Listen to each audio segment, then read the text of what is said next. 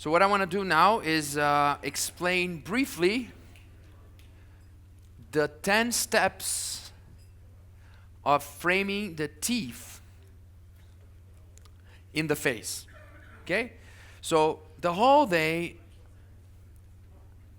we were talking about how to treatment plan based on the smile design, how to perform facially driven dentistry, how to link function and aesthetics, right? How to plan outside in, as they say, or some call it how to do reverse treatment planning, right? So absolutely everything we were talking the whole day until now was based on what? On a good initial smile design project.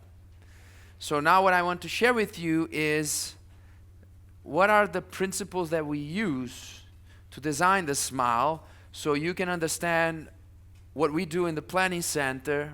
And of course, this can also be very useful for you if you start designing your own smiles in the app or wherever you want to do, okay?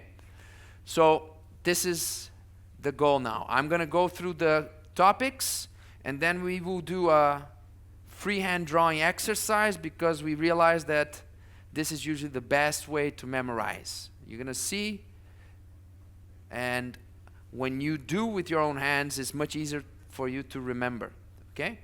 So that's why we do this freehand. Even though on the app, you click a button, everything comes almost ready for you, it's interesting for you to memorize the steps, okay?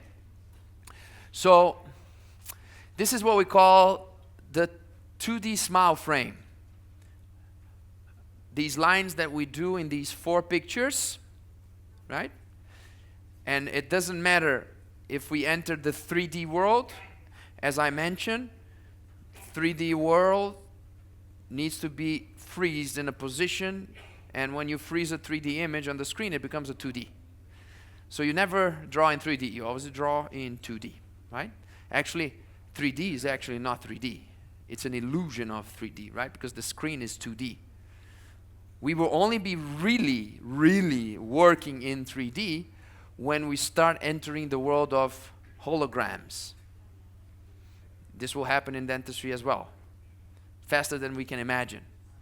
So you're going to have a system that will generate a hologram. Everybody knows what is a hologram. It's a real 3D image.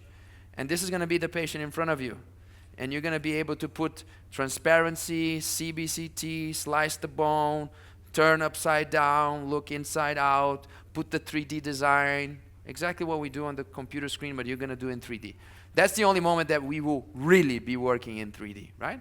And then lines will not be lines anymore. Lines will become planes. And you're going to be in 3D changing the planes in the patient's face, determining the smile design in 3D. So until we get there, but still, even when we get there, we will still be studying this. To understand the principle, we go back to 2D, so we know what we want, and then when we go 3D, we know what to do. Okay, so always the same principle.